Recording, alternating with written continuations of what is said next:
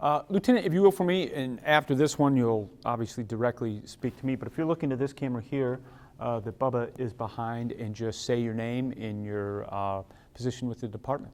Yeah, so my name is Jerry John Silva. I am a lieutenant on the police department, and I am the academy director. From your first days on patrol as a young officer to your coming back to patrol as a supervisor to even working traffic and now at the academy, have you seen officers in Shreveport having more contact with people suffering mental illness? Sure. Mental health issues and the number of mental health people in society has exponentially grown. And so in Shreveport, we're not exempt from that. And yes, from the time I hired on, there were individuals that we knew that were out on the street that were suffering some type of mental health issue. But now, yes, even more so, the officers are faced with that. And I imagine, too, there's still stereotypes where most people are thinking someone suffering from mental illness might be the homeless man on the street or someone facing substance abuse, but you probably see more people these days that even look like me, a middle-aged individual with a job, home, wife, and kids. Sure, absolutely. Going on calls to many homes. Mental health issues even affect juveniles and youth. Yeah, there is no particular segment of society that is, facing that all alone. People all across the spectrum have that, whatever those issues are, and there is a myriad of different types of disorders. Yeah, no, it's not just what people would think, the homeless guy that's out there on the corner. No, that's not an accurate statement. And you don't always know when you're going into a situation if this is a person dealing with mental health issues, do you? We really don't. Sometimes there are calls where it's a particular location, and we're working on that also, talking about the dispatchers and helping us. And all the information that we get is vital from communications. And so we're working with them as well to figure out a platform that identifies locations that we've been to repeatedly, where those locations are flagged and the information coming to the officer is, hey, by the way, this individual here does suffer from some type of mental disorder, and that could be what you're going to based on the type of call. But there are the instances where we don't know. It may be fresh. And so the officer has to have the tools to kind of work their way through in conversation and dialogue with the individual or the family in coming to a good resolution. You all don't have a call screen or an identifier on your call screens that necessarily say this is a mental health call or this is a suicide attempt. Well, we do now. But before computer screens and all that, it was all just voice on the radio. But yes, we are identifying those locations currently, and that's all the evolution by way of crisis intervention training. Because intelligence or information, so to speak, is key for an officer going into a situation. Now, to have an idea, maybe I need to prepare that this is a person who I'm going to encounter, that I need to use my CIT. Sure, absolutely. Information, as we all know, that's very important for an officer showing up. He can prepare himself, go through his mind, different types of dialogue, different techniques that can maybe, calm down, de-escalate the situation.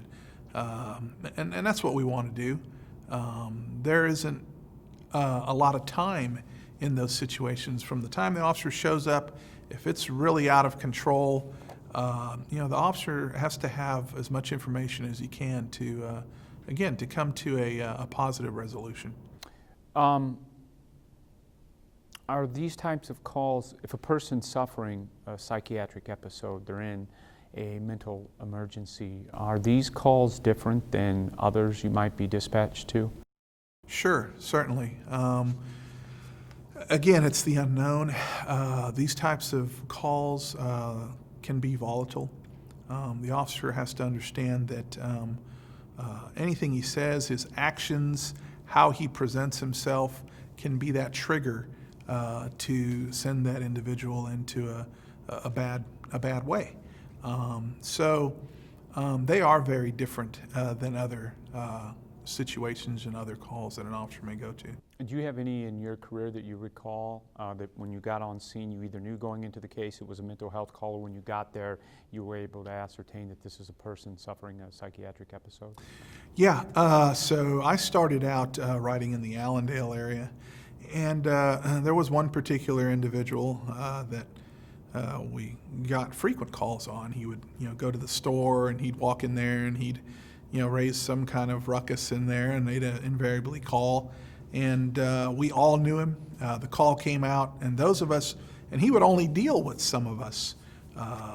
The others, he didn't want anybody different. An officer that didn't know him and that he didn't have any kind of rapport with, it probably wasn't going to end well. So those of us that knew him would volunteer. Hey, yeah, that's who this individual is by name. We'd let the dispatcher know, hey, I'll go to that. And we knew how that was all going to play out. He was at an elevated type of demeanor. He was upset.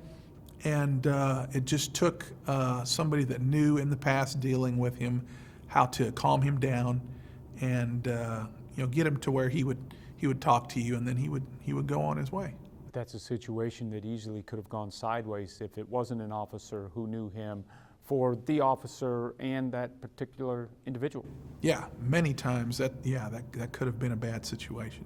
Lieutenant, explain to me what crisis intervention training is. So crisis intervention training it's a 40-hour block of instruction from a group out of San Antonio, Solution Point Plus. And it basically starts out learning about communication and listening. And that's the foundation of crisis intervention training is listening. Because when an officer shows up, we typically have been called when everybody else has thrown their hands up and said, you know what, I'm done. I can't do anything with this. It's yours now. And the officer shows up, and once we know that this isn't a situation where it's an individual that is suffering from a mental health episode or situation, we can begin to listen to what they're telling us because there's a lot of information flow from that individual, and we can start to enact de-escalation procedures. So the first part of it is active listening and communication.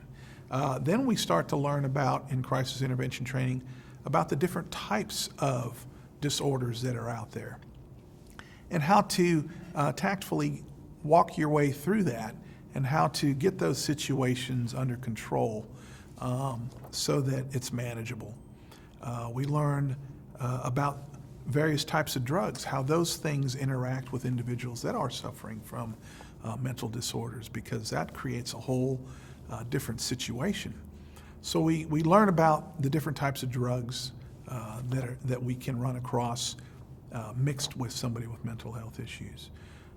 After that, we start to learn a little bit about ourselves. A huge portion of it is self-care.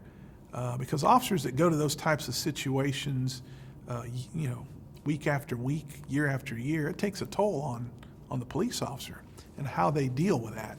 So we begin to learn about what you experience and how to make yourself better so that you can go back into those situations, because they're very difficult. And sometimes they don't always go perfect. And so that's a very tough situation for officers to deal with. So in a nutshell, and I just kind of summarized it, but those are those are the things that are taught in the crisis intervention. Would there be an idea or any talk about at some point in the future developing a mental health unit inside the SPD? Well, that has been discussed because in San Antonio they do have that format. We will have to look at it. It would be a good idea, and of course we have to look at call volumes and that type of thing. Does it necessitate that, or can we configure it a different way and still be effective? But that is one of the discussions that is taking place. Well, let's be honest too, budget issues Sure. arise when we talk about creating a new detail. Yeah, so that does take in some manpower, or it strips some manpower away from patrol division and other divisions. But again, if that is what is needed, I'm certain that we would really look at that because at the end we need to provide the service that's valid, if you will, to the need.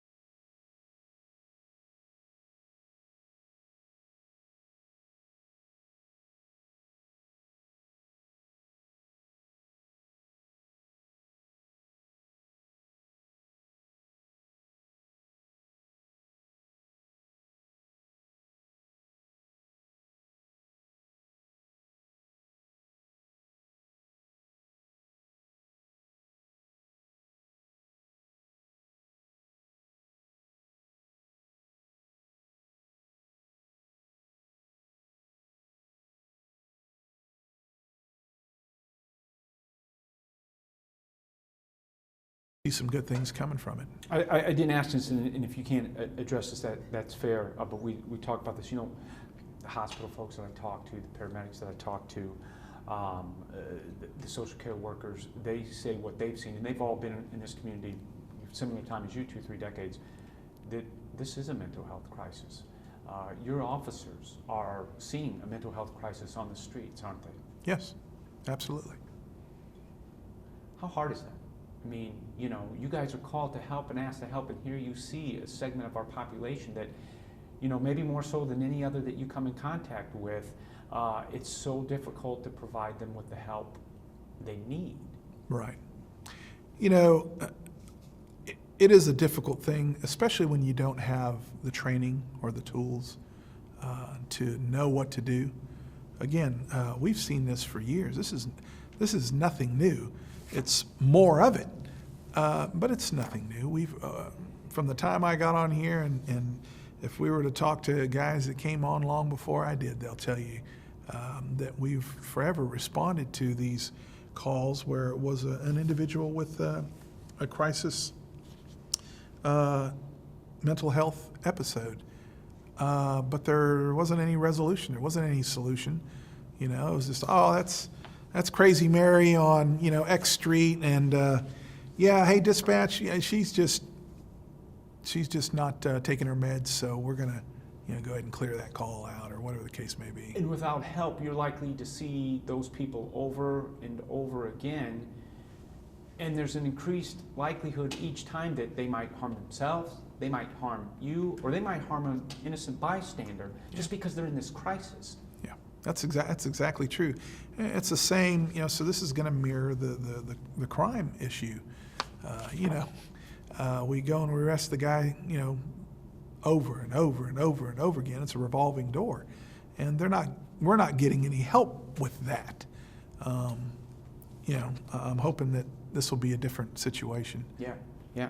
Let me ask this. Tell me a little bit about the academy. When an officer comes in, or I guess he's not an officer yet, or she, but I'm going to become a Shreveport Police officer.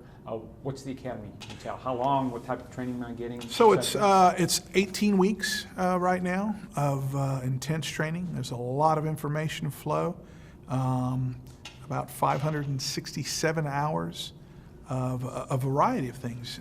You're talking about criminal law, traffic procedures. You know, now we've added even more to it with crisis intervention training. So we're talking about now, we've got more things coming in, talking about procedural justice, okay? And so there is so much information coming in. These men and women coming here eager to learn, and we've got a lot of information for them. But it's 18 weeks, and it's a tough 18 weeks. There's a lot of things going on, and it moves really quickly. But we're having success with it. We've got a class in session right now in their 6th week, and they're eager. Do you know how many hours of CIT will be incorporated into the academy going forward? Yeah, so it'll be 40 hours. 40 hours? Yes, sir. Is any other agency in this part of Louisiana doing that? I don't know if they are. I know that they haven't, used Solution Point Plus. I would imagine that they have some form of it. We have had very small snippets of identifying individuals, but nothing to this depth as far as learning. Nothing to the degree of putting 40 hours of CIT training into the academy. Yeah, I'm not aware of anybody that is.